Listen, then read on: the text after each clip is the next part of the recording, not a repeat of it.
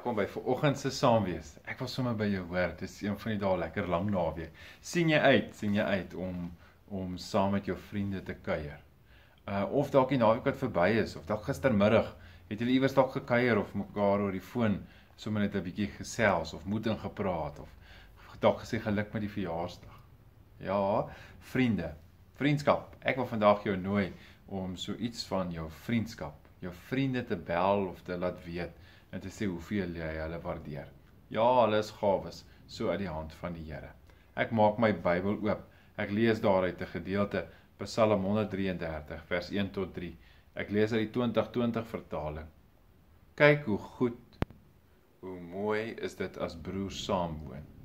Dis soos kosbare olie op die kop, wat afloop op die baard van Aaron, wat afloop oor die kraag van sy klere.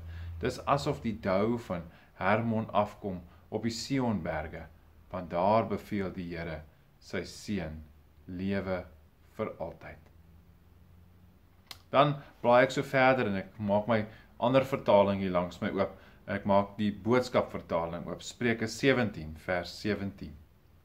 Kies jou vriende versigtig. 'n Ware vriend sal jou deur dik en dun bystaan. Soos 'n goeie broer is hy altyd by jou. Spreuke 17 vers 17. Kom ons bid saam.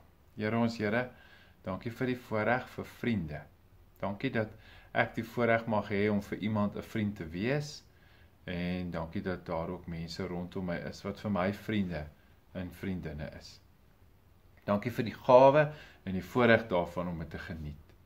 Here, mag U dan ook my vriende ryklik seën en mag hulle naby aan U leef en mag U hulle hoor en hulle seën en mag U regtig naby aan hulle wees. Ons bid dit in Jesus naam. Amen. Ek wil jou vandag uitdaag. Tel jou foon op, vat jou foon, maak 'n WhatsApp oop, skryf vir jou vriende, bel hulle en sê baie dankie. Ek waardeer jou vriendskap. Mooi bly.